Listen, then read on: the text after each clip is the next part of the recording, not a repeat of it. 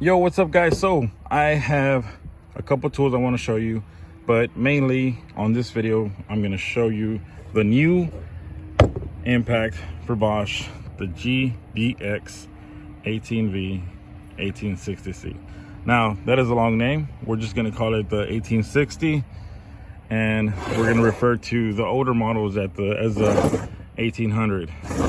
So let's take a look at this. Let's give you some high quality HD close-ups of this thing before I get it dirty, before I start using it, before I start banging it, you know, against my tool belt and, you know, against things on the job site, which tools are meant for. You know, tools are meant to be banged and abused and used and all kinds of stuff. And so you might be wondering, what does this offer, or what's the difference in the 1860 versus the 1800? So real quick, this is two offerings of the 1800. One has the 1/2 inch and 1/4 inch collet on there, which a lot of people like because these are pretty robust, and I do tend to like this, but I like this style better. Now if I want 1/2 inch impact or 1/2 inch impact capability, I could grab this, or I could grab an impact wrench. Anyways, so here are the two different style of collets. Like I said, this is just a 1/4 inch. This is not a quick detach. You have to pull the collet to get the bit to insert. And this is the Bosch with the freak attachment on there, which is the 1/2 inch and 1/4 inch collet capabilities. So let's take a look at this one and this one, since they're both the same style of collet. It's a good adaptive system that Bosch has come up with. Bosch innovates and creates really good products for the consumer, which is us, you watching the video. And you might be thinking to yourself, like, what are the differences? Now let's start off at the top. You have very subtle difference in the shape of the actual impact on the top. You know, maybe this is different than this. This is more, you know, it's got the angles a little different. You know, right here you have two little fins over here. You don't have them here. You know, little changes. You know, you get the over molding to come down this way, versus this one has a little recess and it has the fin for the motor in the back right here. So that's different. But the motor, the mechanics, that is what essentially changes these things. And the brains, right? So here we have the operation, and this is a good angle right here. It's point POV right here. All right, so we have the older model. On the left we have the 1800, and on the right we have the 1860. I like this style, the 1860. I like the new generation of lights that they incorporate to these tools, you know, like the miter saw and stuff like that. This little white bar turns green. Now when it gets hot and you're using it, it will change colors because it's telling you, hey, there's a thermal overload. And a lot of the tools nowadays, with the capabilities of being faster, using the core batteries that have 21700 cells, these things are going to get hotter than the older models. And so yeah, there is thermal, you need that. You need the thermal stoppage on a tool, or to tell you at least, hey, this tool is getting hot, you know, let me rest or switch a tool or whatever it is.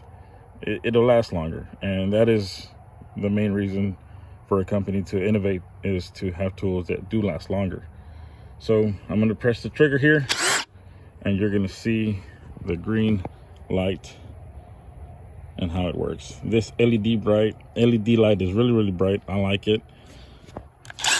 You can see the 1800, how that one uses its battery. I'm sorry for the shakiness and the unclear, unfocused views, but just trying to get you guys some good footage here. There you go, you see? LED light is a lot brighter on the new 1860. You have your selector switch here, which this one you do too. So this one has the 3 lights up on the bottom, and you can switch it using the 1 button. All right, 1, 2, 3, 3, 2, 1, and then you can turn your light on or off. When you use the tool, you can turn the light off. And so on this one, you can't do that. There is no functionality. The light is always going to work, which is fine. So let's put this one here. Now this one has the modes here where, I know it's upside down. I know some of you guys are probably cringing. So let's do it this way. You have your speed selector here. You can't see it too good. I hope you could a little bit. So it's on 1, 2, 3, and then you can switch from the mode A or B. What does that stand for? So A is for the longer drywall screws. The B is for the self-tapping screws. So you can change the gear mode, you know, on this, A or B, right? I like running it on 3, and I like using the trigger as my speed selector, which is, you know, you got your that's speed 1 all day long. I don't see myself using the other modes just because I've been so used to using the older impacts that didn't have that. Are those features cool to have? Yes, they are. They are. They have their purpose for different job applications, you know, taking off certain screws on, you know, materials that you don't want to break. You don't want to accidentally press the trigger too hard. I get that. But out here, building these timber frame builds, out here in my world, I use the trigger as the indicator or as my speed selector. And that's just the way I do it.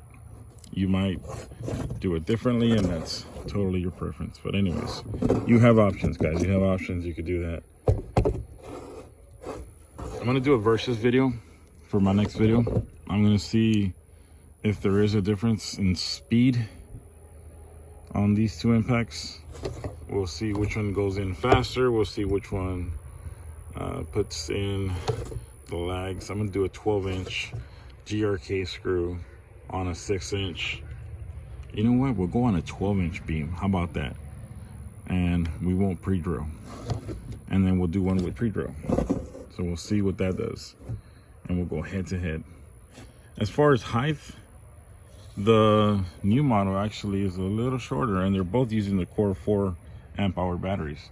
This is a little shorter, ever so slightly. Thin, maybe there's a little difference there. I don't know, you be the judge of that. So real quick, this is just kind of a overview. You look at it, some of the differences that they came up with, the speed selector.